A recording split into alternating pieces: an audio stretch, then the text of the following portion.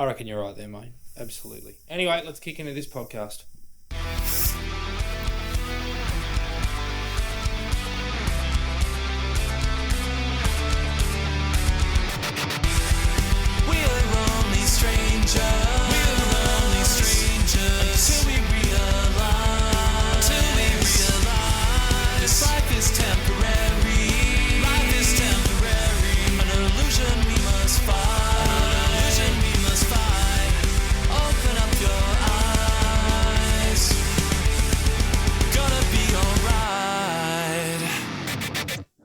West Tigers faithful Wincast 5 for the year. Thank you to everybody who joined me for that first 20 minutes worth of question and answer. Joe McCord, how are you? Good, thank you. Well, what did I miss?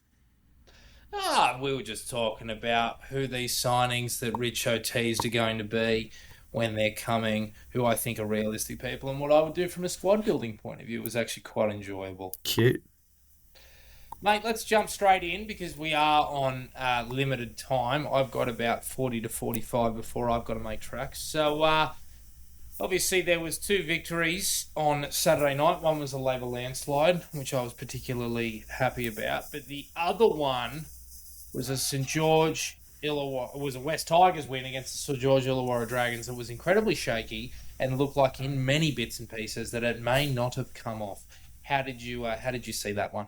Well, firstly, don't be such a woke pretty boy. Secondly, that was terrible. And isn't it amazing? We have 5 wins, 4 losses, and we have not been very good. Yes, it is amazing, and it is a sign that we actually have good players. And yes, we can play and good coaching. Good things. And furthermore, the curse is over. The curse is over. And you saw that in the 12-point turnaround, which obviously decided the match. But nonetheless, I agree with you. How did we win that? The Dragons were faster. They had more energy. They had more intent. I think that they probably didn't complete as well as us, but my goodness. It's up here.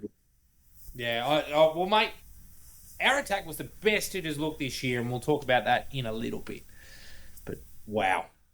Yeah, I think that it's certainly what's going on between the ears with these players.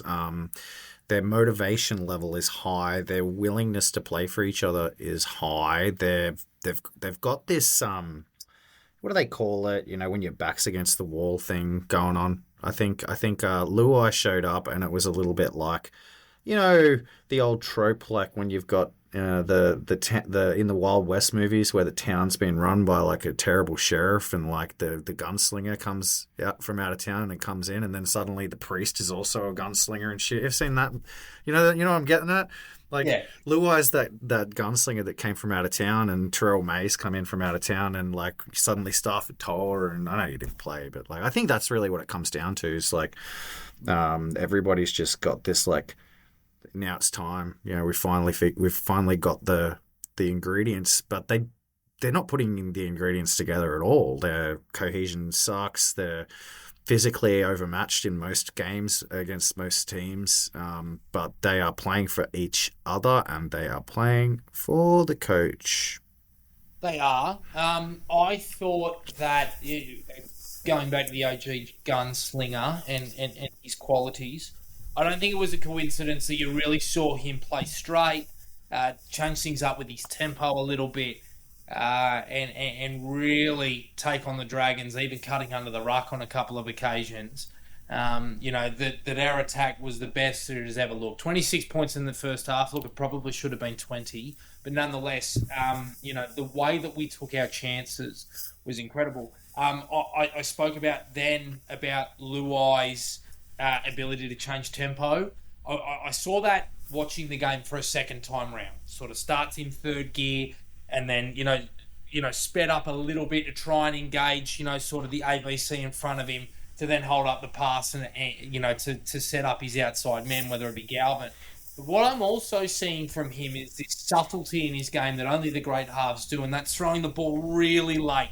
You know, these guys like Nathan Cleary, Jerome Hughes, these sorts of guys do it. It's the first times that I saw Jerome do it. And have a look on Staines' first try, and everybody's going to talk about the Galvin tip on, and you know, that was very, very classy. but watch Luai just hold up the pass enough to ensure that we drag in Moses Sully. And for that reason, I am extremely optimistic about his attack. Moving forward, like I was last week, but I feel like we're really beginning to see it. Yeah, it sort of occurs to me that maybe like Benji and Jerome have sort of zigged when everybody was expecting us to zag. And what I mean by that is like you look at the Tigers and you see Jerome Lua coming in, and the first time you come up against this new Tigers side, you might be tempted to like game plan to shut down Jerome. And so instead of like Jerome becoming like the try assist focal point, like the game plan's more about Jerome distributing correctly and drawing defenders and like taking the pressure off the other guys. And that's worked. Like if you think about how much we've seen improvement in Stafford, how effective Sunil Taruva's been, Galvin, etc., it definitely feels like that there's a lot less pressure on some of the other attacking threats. Jareen Baller's having, his best year, and talent and so on and so forth. So it might be by design. It could be that they realize, what, like if we try to play through Jerome, it's going to be predictable.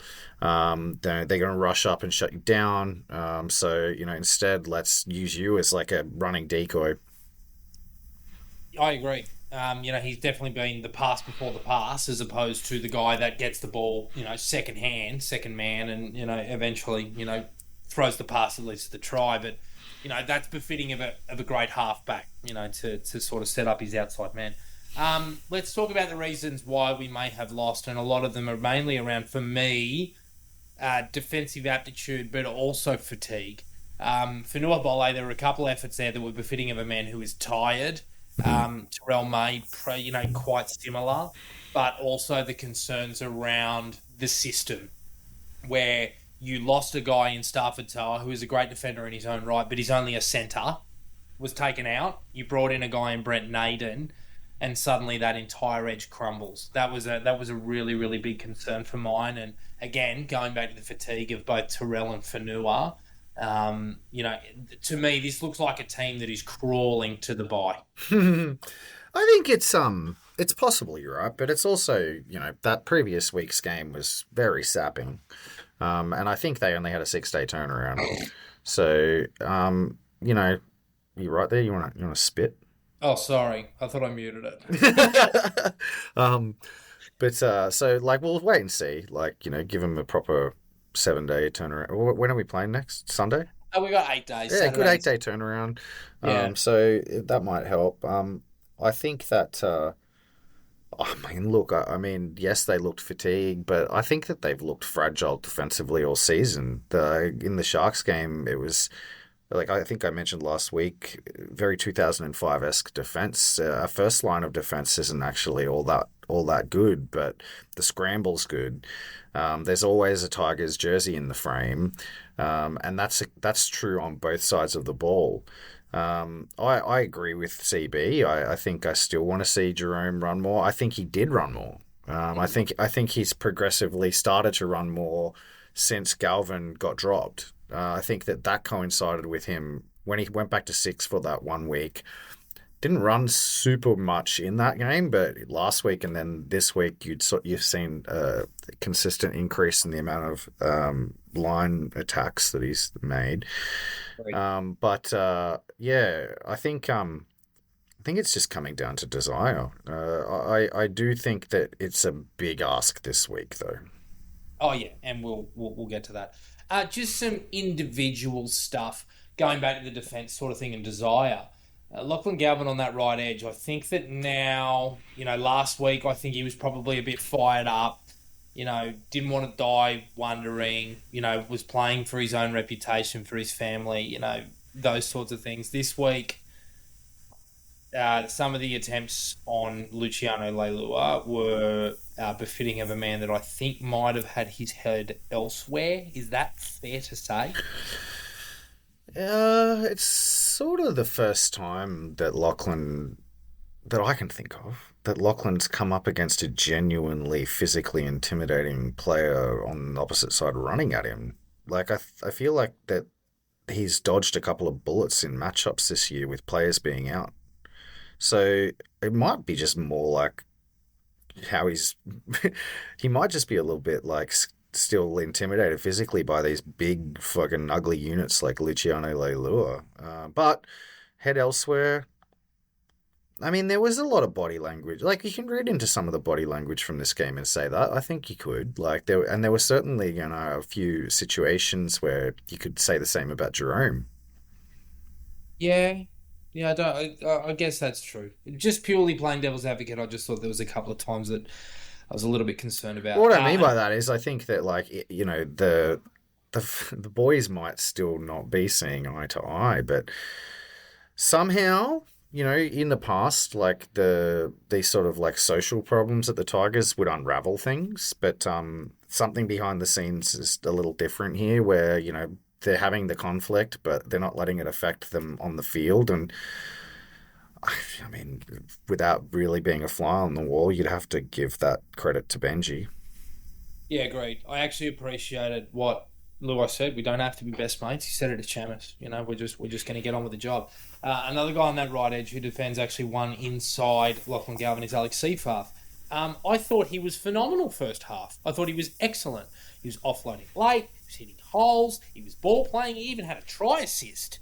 I thought he was excellent. I thought he did some. I thought he made the right reads. I didn't think that the tries that the Dragons scored were necessarily his fault down that edge.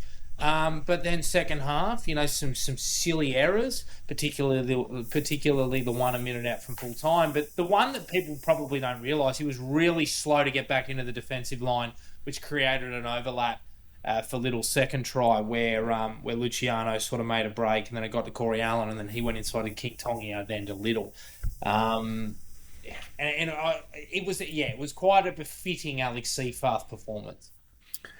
Yeah, I mean, it's Alex Seyfarth. Like, I mean, he's definitely the weakest player in our 17. So, yeah.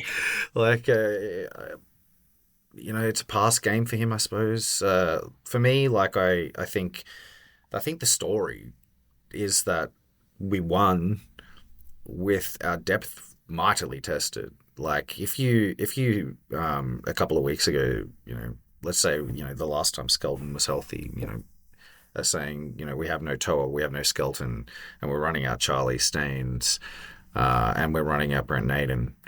You probably just assume you're going to lose, especially if the Tigers, because, the Tigers are reigning wooden spoon three-peat. If you're the reigning wooden spoon three-peat, and you're playing your, third string center and fifth string winger, you're pretty likely to lose, but we won. And I want to actually say Charlie Staines contributed big time. He was wonderful. It must be said, he was safe in the air, finished his tries. I thought he did pretty well out of yardage for a small He did do spell. well out of yardage. He did everything that was asked of him. I thought he was excellent, and he got the raps that he deserved from Benji in the presser. Despite the fact that he had the shit. Well, let me ask you a question. Go. I mean, it's not as though Charlie Staines has not been a good winger in the past. There was a time where he was a very, very clearly and obviously a first grade finisher. He won a grand final. What do you do? Like, if Charlie Staines plays consistently this well, I know right now, like, I can't say that even though he played well, like, you're giving him a little bit of credit because, you didn't expect it. So I'm not suggesting that you pick him ahead of Gerald Skelton. But does this model of Charlie Staines skip Lalali? Does this model of Charlie Staines get picked, ahead of Naden? Where do you see this model of Charlie Staines if this is his genuinely consistent level? Because I think Charlie's the sort of player who, in my opinion, probably plays very much to the standard of the backline that is feeding him ball. And you've seen on the other side Sunir Taruva feasting. Charlie Staines the same type of try scoring winger that Taruva is. He doesn't score tries getting up in the sky. He doesn't like physically dominate people, but he can get around them, as you saw 2 times. He can actually finish the sort of similarly to Taruva, and he has that inbuilt combination with Luai. Like Luai knows where Charlie is going to be. I think Charlie played in Jerome's Harold Matson SG ball teams. Yeah. So I think it's a question mark. Yeah, it's an interesting one. I actually said before you jumped on that with Naden, Fartape, and Staines off contract, I think you can probably only keep one. Well, I guess that depends on what's coming through. Like, I mean, you got Fallaty is also off contract, and you've got I want to say there's another Sakuru. No, Sakuru signed for next year, right? So. Yeah. I mean, you got 4 spots really there, and I think Fallady's definitely out the door. I don't think they're going to re-sign Fellady on a top 30. So they're going to have to replace him. I don't really think that there's any outside backs tearing the door down to get upgraded that are in the pathways. We've already got Marcassini earmarked for a top 30, so he probably is the one that's taken Fallady's spot, I guess. And then so what are we going to sign 2 outside backs? I mean, we'd have to if we're looking at replacing 2 of those 3. Well, possibly. Are Yeah. there 2 outside backs on the market right now that are upgrades on 2 of those 3? I mean, I personally would prefer us to keep probably Naden and Staines at this point over Fartape. I think that I rely on those 2 more. I know Fartape is a bit younger, but like I feel like youth is probably not something we're lacking. And it's not like Fartape is a 19-year-old either. Like he'd be 24 soon. So can you find upgrades on Fartape and say Charlie? I don't know. Well, I do. Dominic Young. I mean, yeah, like if you can get Dom Young, I think we had this conversation earlier. Like if you can get Dom Young with some freight being paid by the Roosters, do you take Dom Young over Brent Naden? Yes. Do you take Dom Young over Charlie Staines? Yes. Do you take Dom Young. Okay, so Yes. that's one.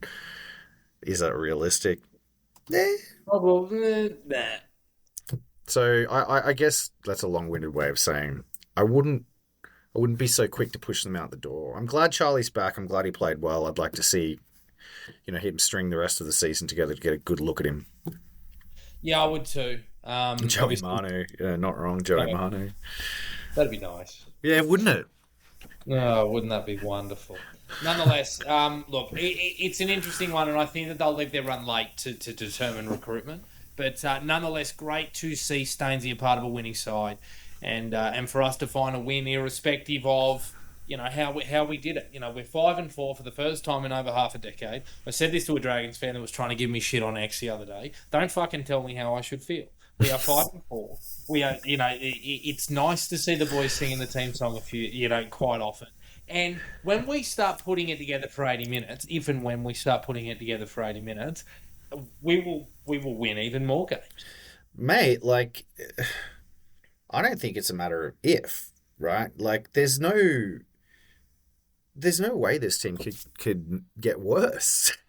Like, I mean, it sounds strange, but like, they're playing really visibly poorly and winning, like on both sides of the ball. They're falling off tackles. They're getting dominated at the point of contact. They're still only making 30-meter sets. What the fuck? That first set of 6 off the kickoff, we made 20 meters. Like that's the same as the 2024 model Tigers, and yet we're winning. So, like, I mean, if we improve 20%, we're going to win more games. If we improve 50%, we're going to win heaps more games. And we have a lot of room in our cap. And we have a lot of dud players off contract. We've got room to move. We've got lots of ways to improve, and we've got a lot of cohesion yet to come. Ironically enough, after all the like chest beating about our pathways, I got to say, I think that the pathways cupboard is bare. And I feel like that's our weakness now, which is weird to say considering how bullish we were about that before round one. Yeah, look, well, something to discuss in the pathway section because I watched New South Wales Cup and flagged very intently with the thought of trying to get a fair idea of where the hell we're at. Well said, Bryce. West Tigers Piastri. PA. Piastri wins again. Dutton gone. I just want to clarify. That was a joke when I called you a woke pretty boy. I am not a maggot. Yeah, So, you're actually quite the opposite. so if you're out there and you heard that and you went, yeah, yeah, Mac, yeah, he loves fucking MAGA. Sorry to burst your bubble. And with that, West Tigers play the Melbourne Storm in Melbourne on a Sunday afternoon. If anybody has seen Melbourne play on a Sunday afternoon this year, look out. Benji Marshall's named an unchanged side. So despite his injury concerns, Brent Naden has been named in the number 4. Other than that, not really a change. The biggest thing for us is actually looking at the opposition. No Will Warbrick, who is scheduled to come back. No Harry Grant, who is scheduled to come back. And Nelson Asafa Solomona is in jersey 22, but he's That's been named good. a couple of times. So sort of have a look at when they trim the squad on Saturday, where on earth they're at. I have one thing and one thing only to ask you, Mac. Is this a free hit? Yeah, it's a really good way to look at it, man. Look, I tell you how the Storm feel, right? And this is probably the way to look at it. Do you think Craig Bellamy is scared of this game? I think that he would be quite emotional in the lead-up. Would he be thinking about us personally as a threat? No. Would he be concerned about his players getting up after playing nearly 90 minutes and having to travel back home?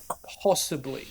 Possibly. I think that he would look at us as I think he would be actually a little confused because I reckon he would be looking at this and going, the Tigers are probably who I'd want to be facing coming off a loss here, especially them coming off 2 hard wins.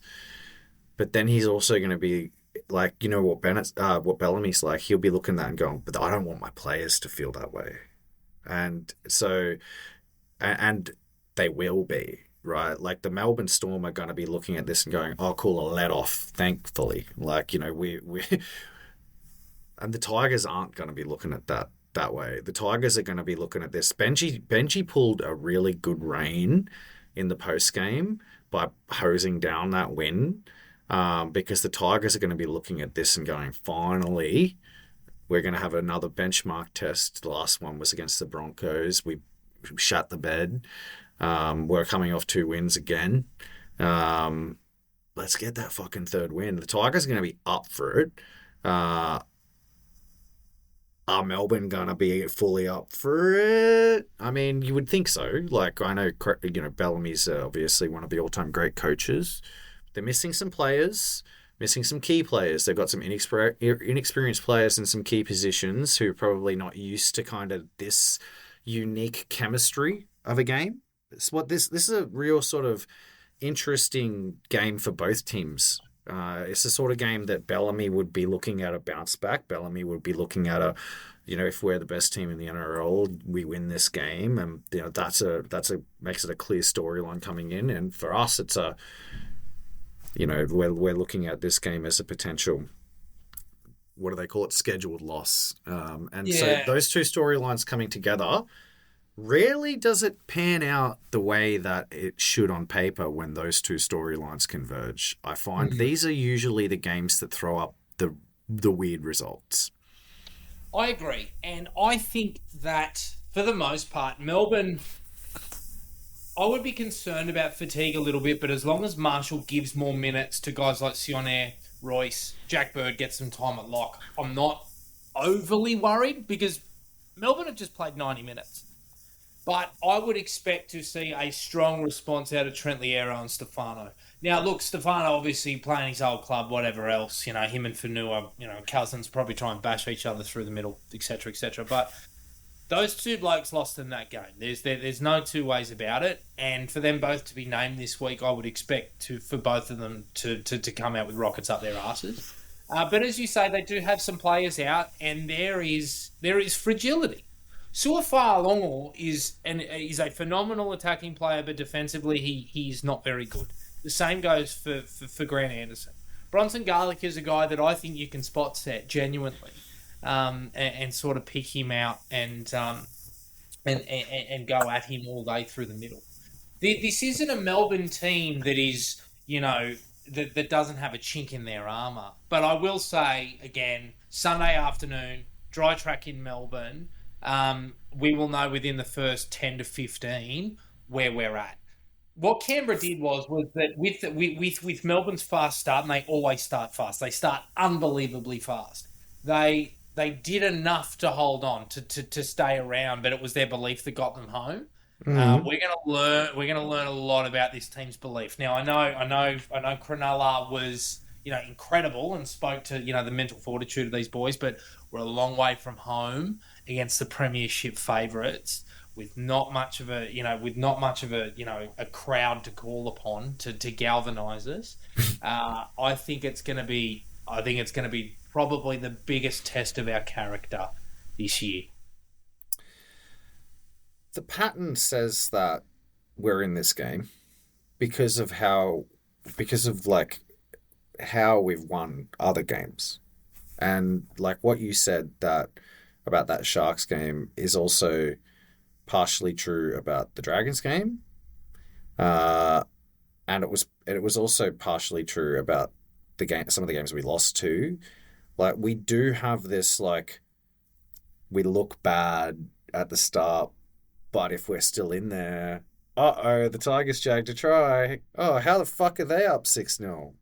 Type, you know what I mean? Duran Buller's just come down with the ball. Yeah, you know what I mean? That's how we've been.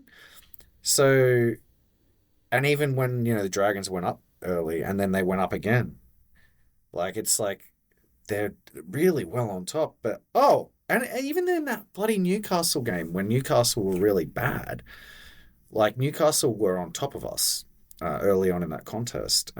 And so what this team does know how to do is stay in the fight. They know how to hang in there. They know how to make the last ditch effort. They know how to score. They know how to score a try, right? They know how to put together a try, even though a lot of the busy work in the lead up looks clunky at times. When they need to put a try on, they can put a try on. They've got lots of ways to do it, and so that means that the pressure can mount on the opposition in really fast, insidious ways. Suddenly the opposition are looking up at the clock and it's 32 minutes and they're behind and they felt like they were winning. And that can really do weird things to the mentality of a side.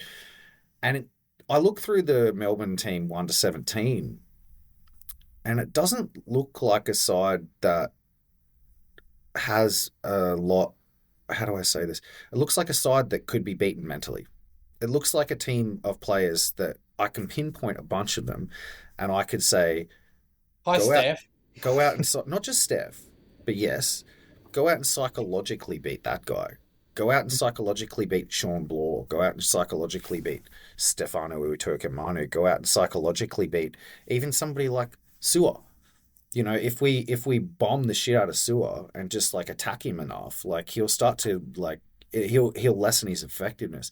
Obviously, the big one there is just the combination between Hughes and Pappenhausen. I think that there's not really much we could do to shut those two down. Even Munster, though, I feel like Munster is somebody who you can actually get out, get off his game by targeting him. And if you do that and you put too much Melbourne become too reliant on Hughes and Pappenhausen to get them home, then I've seen in the past Pappenhausen fall into a heap in certain games too. I think he did a little bit in that game that they lost last weekend. So I can certainly see a path to victory. I think it's a relatively clear path to victory. I wouldn't bet on us being able to pull it off, but what I would say is I would be very surprised if we get beaten by much. I think that this game will be close. I would be delighted if we finish 1-12. Just a few things for the tip sheet. Sean Bloor and Alessia Katoa will both be isolated against our halves, which is a massive test for Lachlan Galvin. I worry about Sam Weller and Alex Seafarth's ability to bodyguard, so that is that's an opportunity for points for them. I'm not particularly worried about their outside backs. Look, Suak tends to bounce around and he'll just create stuff out of nothing. But in terms of, simply edge v edge, I'm not overly fussed about him. Xavier Coates is an absolute worry, and I think he's got Tito, and Tito, making these tackles on these bigger wingers has been a problem. Munster is the worry for me. I've found that looking at Mitchell Moses on Easter Monday, these halves that tend to drift around, play both sides, play a bit at lib, put a kick in behind, throw a cut out, these sorts of things, double up, double team with their half. We tend to struggle with those, so I think that will be a problem. But those are mainly those are the main issues for me. It's not like, oh my God, Harry Grant is there through the middle, and oh my, like, touch wood, there's Nas, and fuck, we've got to deal with him. And then there's Jack Howarth on an edge. I'm not, it's not the worst Melbourne team to come up against, but again, you have to go with them in that first 20 in both halves, and quite frankly, if we don't, then the game's left. I can't remember. How did Melbourne play last week? Not the Canberra game, the week before. Did they win? Or are they not coming? They're not coming in off 2 losses, right? Just the one. No, they're not coming in off 2 losses. I know that they got trounced by Redcliffe the week previous. They beat Souths in what was a pretty ugly game on Anzac. Right. So they lost to the. They never truly put Souths away. So they lost to the Dolphins. They had a struggle win against Souths, and they lost to Canberra. I mean, like, do questions need to be asked about Melbourne? Like, are they as good of a team as people give them credit for this season? Like, that's a pretty bad run of form. Like, well, or are they going to do the opposite and completely obliterate us? I mean, that's going to have a lot to do with the. I think it's going to. This game's going to have a lot to do with the Tigers. I think that the Tigers can certainly win this game if they have the belief that they can win this game. And you got to ask yourself, how the Tigers been winning this season? They've been winning with belief. You know what I mean? Like, they're not a team that's beating themselves. Quite the opposite. So, coming in off that run of form, like, I think what I would say, to your point about Munster and the halves that drifted around across the ground, that is true. The Tigers are susceptible to, the second phase, in broken field, we become susceptible. But we also have worked out how to defend in broken field. We get back a lot more. There's a lot more players that are running back on side. You've got the likes of Luai and Taruva and Galvin, who are, like, if anything, that's the big time secret strengths of those three. Getting back in cover, Buller is another one, which means that in order to capitalize off of that second phase and that broken field attack that I think is inevitable, you're going to see that in patches in this game, because worse teams than Melbourne have been able to put themselves in situations like that against us. They have to be clinical to finish, though, because there's always going to be a Tiger in frame. And I look at the Melbourne lineup and I see some clunky players, to be honest. I see some players who, kind of, I've seen in the past, them Butterfingers are fucking line wide open. I know Coates has that sort of in him. Grant Anderson has that kind of quality in him. Falongo has that kind of quality in him. Munster, I've seen do that. Like, when they have to be clinical, I think they're a little bit of a team of front runners, a little bit like Brisbane, to be honest. Like, when they're in the grind and they have to be clinical, they don't actually pull off the plays. But if they start to get on a roll and they, score a couple of tries and they get a couple up and they get, the confidence under them, that's when you start to see them finish off those clinical tries. And it's a subtle difference. Like, you get a team like Parramatta who can score off of those clinic off of those like broken field, like weird, like long-term build-up tries. They're clinical whenever, like whether they're under pressure or not, they can finish those sort of tries. But some other teams, and the Tigers are a bit like that too, where the Tigers can score those weird tries at any time. But then there are other teams that are more likely to dominate you in a system, like Penrith, Melbourne, so on and so forth. And they, you know what I mean? It's kind of weird. It's like their identity becomes winning games in a clean sort of fashion, and it's a very traditional win curve throughout the game. So I think that the key for this game for the Tigers is going to be the cover defense. It's going to be that desperation defense. They're going to have to scramble. If we're strong in scramble, we'll stay in the game. We'll stay in the grind, and I think we can win. But if Melbourne get a couple of tries early off of sort of just routine sort of plays, get a repeat set, get down their end early, easy, strip us for numbers, Coates and over this, and then they follow it up another try, easy try. The floodgates can maybe open, but they haven't opened on us yet this season, so I wouldn't be betting on that happening. Let's wait and see. Before you score prediction, just quickly, Scott says you need May to run for 300 metres. No, I want him to run for 120 because I only want him to play 50-odd minutes. Please, rotate your bench, Benji. How have we been winning? By dragging the opposition to our level and beating them with experience? Well said. I would love to see another Sharks-esque dogfight. Bryce says Sam Weller will be ready to rise to the challenge. I hope so, mate. First says that's where the Storm will attack the backline from Galvin and Aiden. Absolutely agree. That's where the points are. Dewey is going to have to be really prepared. They'll run Pappy and Blore into that space. Tigers to win. No Grant. It's very possible. I hope so, mate. What's the deal with letting the opposition score between 35 and 40? There must be a stat. Don't talk about it. It's ingrained into the culture. Melbourne are more likely to exploit our mistakes more effectively than previous teams we have beaten this year. Absolutely agree, CB, and that's the problem that I have. I really think they're gonna have a crack at us. Last few weeks have shown just how much they need Harry. Yes, but again, they might just blow us away in the first 20, mate. You just never know. But look, I just don't think so. Like, I'm sorry to interrupt, I but think they'll punish us if we're not careful. I think that we're still a kind of acclimating to the reality of what the NRL 2025 Premiership season looks like, and that in that reality, there isn't much separating like the team running second from the team running fucking 16th, 17th, really. Like, I mean, Para with Mitch Moses back, the Titans are a side that can win at any given moment, and then Penrith are third last. Like, there's really not much separating every team but the Dogs from the rest of the pack. So I don't think that the Storm are as good as on paper, even as good as, as far better than us as people would naturally think that they are. I think we're actually much closer to them. I mean, we have the same amount of wins as them this season. Yeah, well, who knows? Give me a score prediction. I don't know. Like, I think that Melbourne will come out of this game with a win and feel very, very lucky for it. I feel like that the score is probably going to be like something like 28-26. Okay, I think it'll be about 42-18 to Melbourne, and the scoreline will flatter them a little bit. I think they'll just score tries in weird patches. But that's like the Brisbane result, right? Yeah, that's kind of what I'm seeing.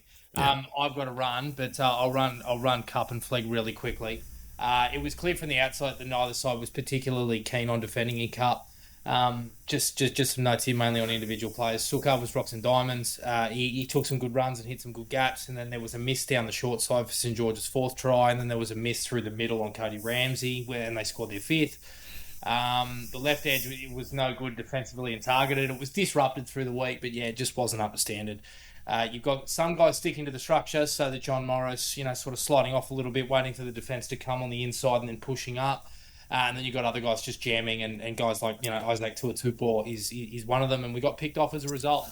I'm really jealous of the Dragons. They got some really, really classy players and some experienced guys mixed in with some absolute young guns like Halanahu. Finn Latu is obviously going to the Dogs next year, but he's still a part of that side.